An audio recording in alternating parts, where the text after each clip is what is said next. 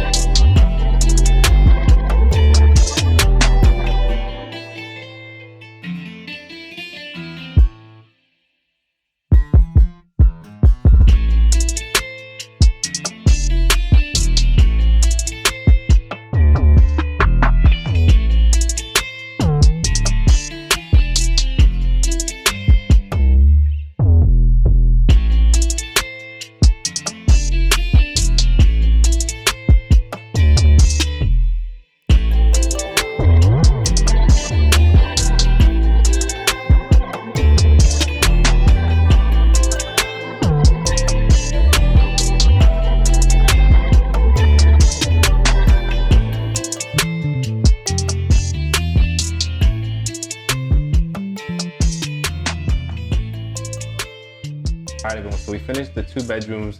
I also forgot to mention what paint we were using. So I bought this a while ago and it was sitting, so I had to mix it up really well. But it was the Valspar Signature Semi-Gloss.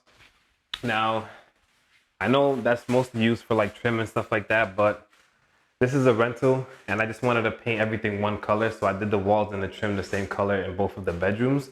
So we did that, and now I'm gonna end up switching to a different color. This was called like Krypton. It's like a dark grayish or like light grayish blue from Sherwin-Williams, their duration line.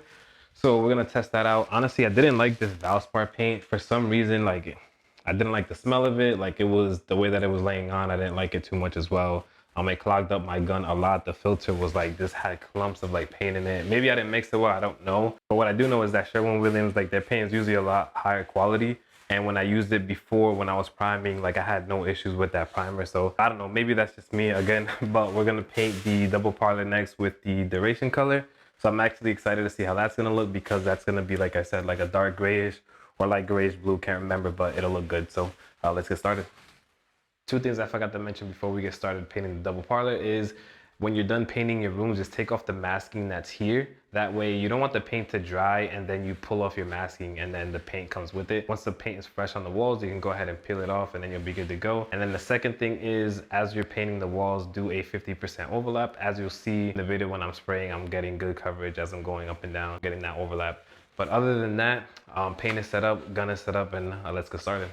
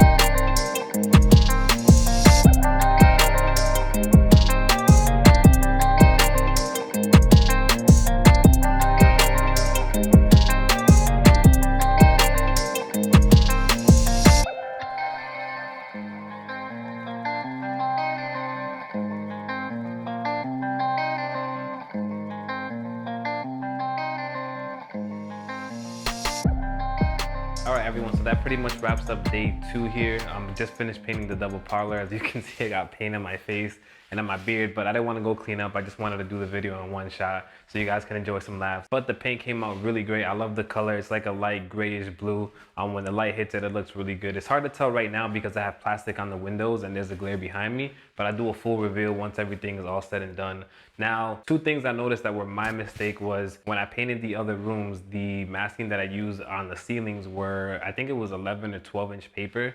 I used 9-inch paper here in the double parlor and I got some overspray on my ceilings, which sucks. So now I'm gonna have to re-roll that because it looks terrible.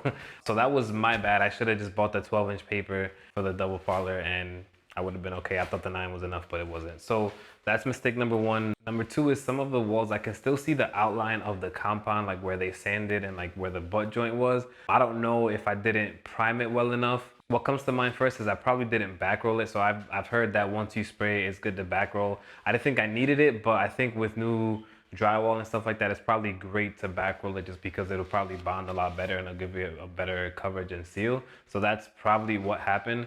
But at the end of the day, you can't really tell unless you like really look at it. So I'm not really too worried about it. Like I said, it still came out amazing. I love the color. So tomorrow for day 3 in the final video would be the trim. As I go around and show you guys what it looks like, you will see that the trim is painted over. I did cover it a little bit with the spray guard, but I wasn't really too worried because I know I'm going to paint it tomorrow.